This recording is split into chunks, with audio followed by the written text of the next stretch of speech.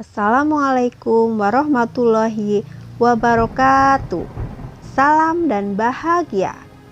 Berjumpa lagi dengan saya Puri Arianti, CGP Angkatan 2 Kabupaten Kebumen dalam ruang kolaborasi modul 2.3 coaching dengan fasilitator Ibu Imyatun Muayana SPD dan pengajar praktek Ibu Utami Puji Astuti SPD. Pada ruang kolaborasi coaching kali ini, saya berkolaborasi dengan Mas Agung Tri Mahardika sebagai coach, kemudian Mas Ahmad Hufron sebagai pengamat, dan saya sendiri sebagai coach. Selamat menyaksikan. Oh, Mas Agung, yang lain sudah pulang, masih di depan kelas Bu Guru. Waduh, Bu Guru sampai pangling tadi, tak kira siapa. Sudah kelas 6 ya, Mas. Sudah tambah ganteng, sudah tambah besar. Tapi kok belum pulang ya, masih di depan kelasnya Bu Guru ya? Ada apa ya? Apa masih ada yang ditunggu? Bu, maaf ini Bu, saya mengganggu. Ada apa ya? Sebenarnya saya ingin bertemu Ibu, ini mau menyampaikan sesuatu lah, mau curhat. Oh, mau ketemu sama saya ya? Oh, boleh. Kebetulan ini kelas saya juga sudah pulang semua. Yuk sini masuk, Mas Agung. Duduk sini sama Bu Guru, Dujan. Bu Guru juga sudah kangen sekali ya. Kemarin masih kelas 4 waktu sama Bu Guru, dan sekarang sudah besar. Sini duduk di samping Bu Guru. Yuk. Iya, sebenarnya ada tujuan apa sih? Apa sih tujuannya yang mau diobrolin pada siang hari ini? Yuk, Bu Guru akan mendengarkan dengan sepenuh hati. Yuk, sampaikan. Nah, tidak usah malu-malu, Mas Agung, biasa saja. Seperti biasa, Bu Guru juga Bu. Seperti kita itu seperti sahabat saja. Yuk, tujuannya apa ini dong menemui Bu Guru? Ini saya mau ini Bu, ingin menyelesaikan inilah masalah yang saya kan ada masalah itu, pengen menyelesaikan masalah yang saya hadapi ini Bu. Oh, tujuannya ingin menyelesaikan masalah yang sedang dihadapi melalui percakapan kita ya. Semoga saja ya. Memangnya ada masalah apa sih Mas Agung sih? Kelihatannya memang dari tadi murung. Ada masalah apa ya? Allah, bocah gagah Yuk, ada masalah apa ya? Ini kan saya kan di kelas 6 itu Bu, sama Pak Guru Hufron. Nah itu Pak Hufron itu kan teman-teman saya kan sebagian besar kan ikut les itu Bu sama Pak Hufron. Nah kok nilai-nilainya yang ikut les kok kayaknya pada bagus-bagus, dan saya yang tidak ikut les itu nilainya jelek-jelek terus Bu. Apa itu Pak Hufron tidak adil apa ya Bu sama saya? Itu mungkin itu memang tidak adil Bu memberikan nilainya Bu, jadi saya bingung ini Bu. Oh begitu, jadi Mas Agung, oh iya, Bu Guru juga itu dengar kalau Pak Gufron itu di rumah membuka les privat. Terus kalau sore-sore itu banyak sekali ya anak-anak itu pada les di tempatnya Pak Gufron itu. Oh iya.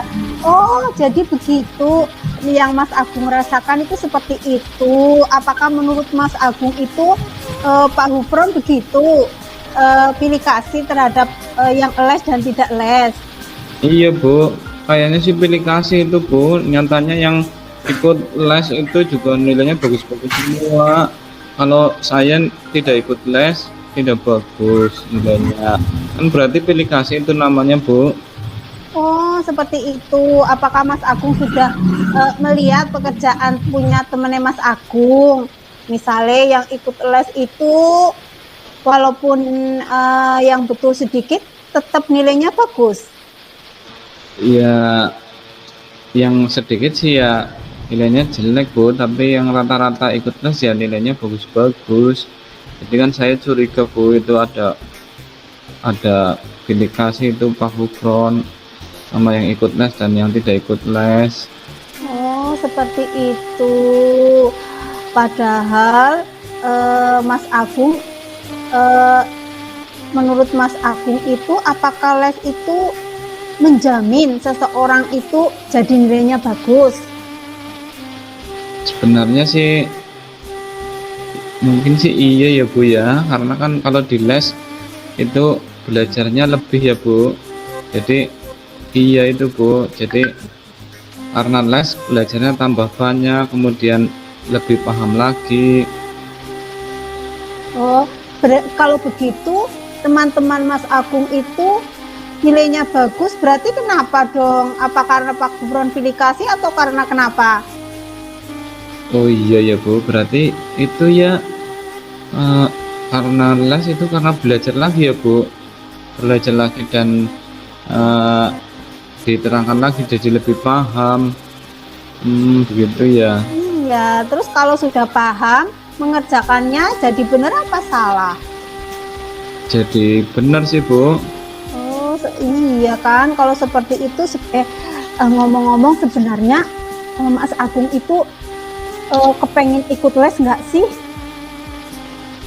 Iya Bu, sebenarnya sih saya ingin ikut les Bu, tapi ada kendalanya ini Bu. Oh, sebenarnya Mas Agung itu kepengen ikut les, tapi ada kendalanya. Hambatan-hambatan apa sih yang Mas Agung rasakan kalau ikut les? Ada hambatan apa memangnya? Ada kendala apa? Kenapa kok nggak ikut les padahal pengen ikut les? Hambatannya apa kalau ikut les? Nah, itu sih karena yang pertama Bu itu rumahnya jauh. Jadi kalau les kan itu pulang sekolah ya Bu. Kalau rumahnya Pak Gufron kan jauh. Jadi itu yang pertama. Kemudian untuk biaya itu biasanya teman-teman yang lain itu memberikan sedikit berapa lah. Yang ibu saya itu juga orang tua saya agak kurang setuju Bu.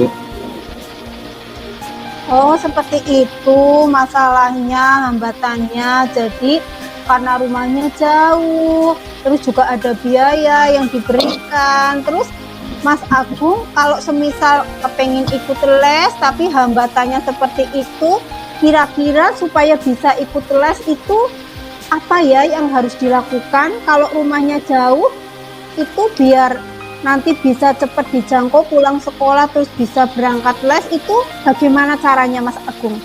Kira-kira ada itu enggak? Itu Bu, oh iya saya punya sepeda Bu di rumah, tapi itu itu agak motor sih, tapi masih bisa dipakai.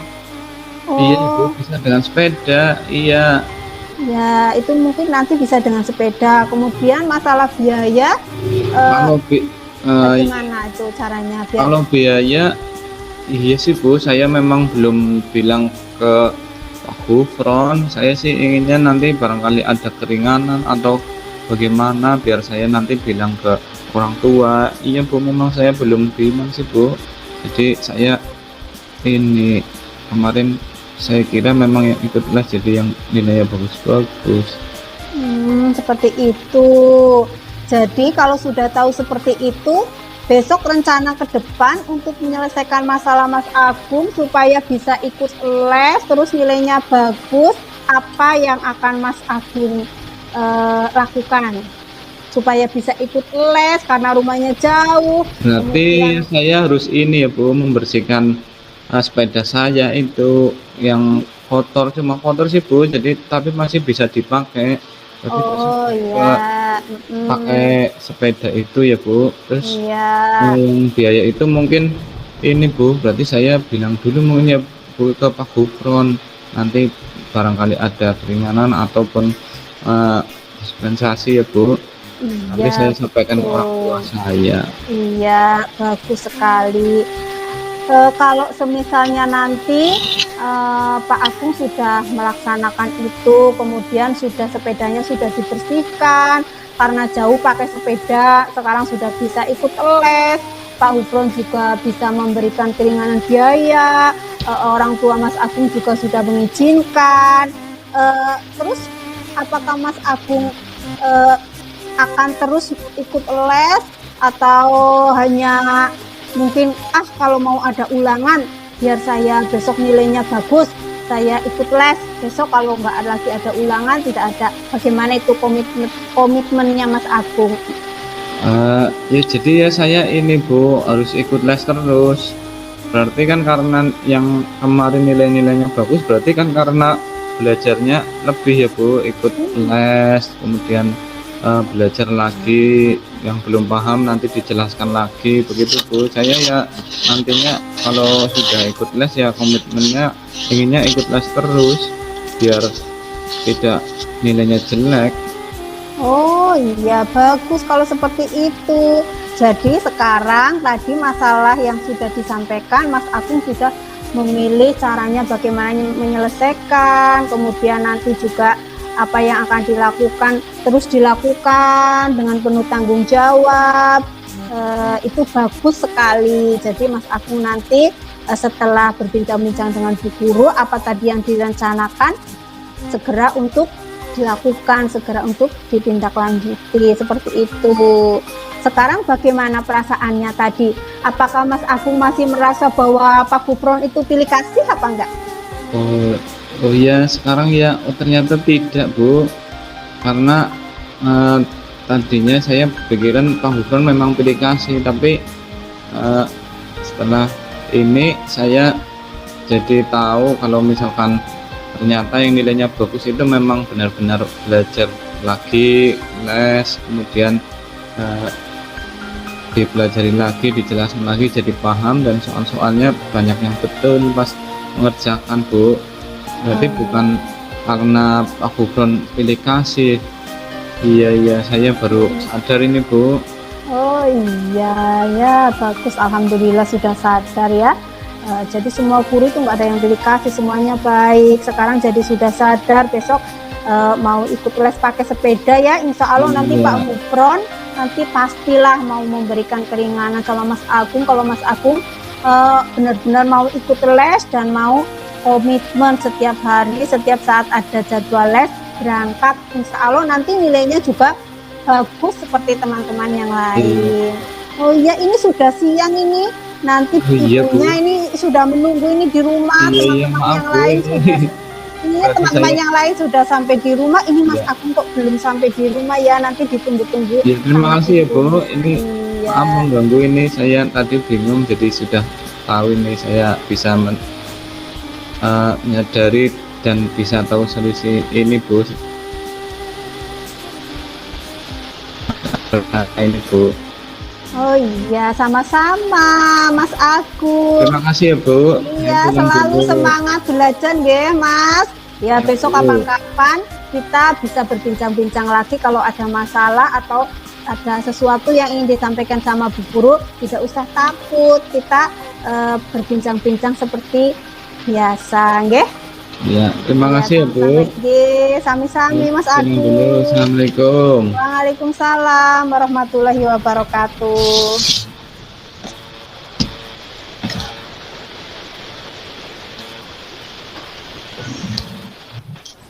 Luar biasa, muridnya kalem banget.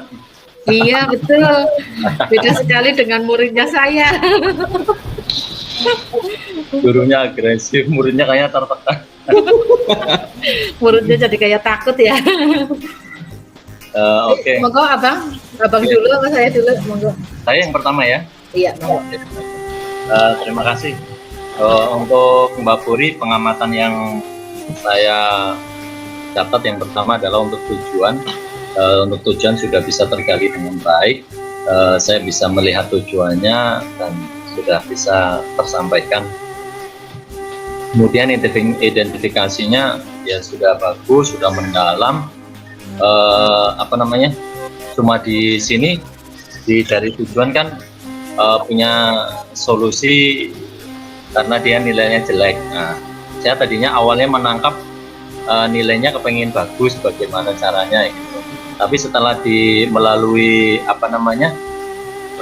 identifikasi, akhirnya disuruh les biar nilainya bagus. Nah, di situ mungkin nanti ada penekanan tertentu yang bisa diarahkan bahwa tidak mesti yang ikut les itu nilainya bagus, tetapi belajar yang rajin itu yang nilainya bagus. Paling nanti jadinya saya ikut les nanti biar nilainya bagus, apalagi karena kepengen ikut sini Pak, saya tanya karena kalau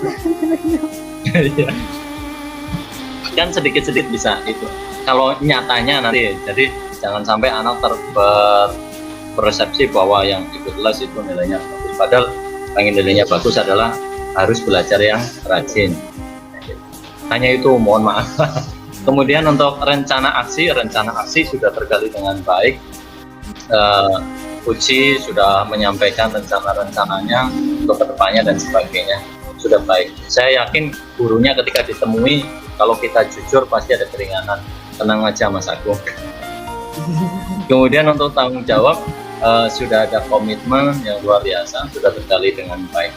Paling hanya itu menurut saya.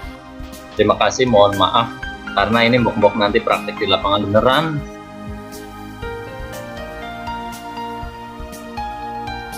Terima kasih semua. Jangan lupa selalu bahagia dan membahagiakan. Jadilah coach yang baik dan ramah untuk semua murid, teman sejawat, dan siapapun yang membutuhkan kita. Mari bergerak dan menggerakkan. Salam dan bahagia. Guru bergerak, Indonesia maju. Wassalamualaikum warahmatullahi wabarakatuh.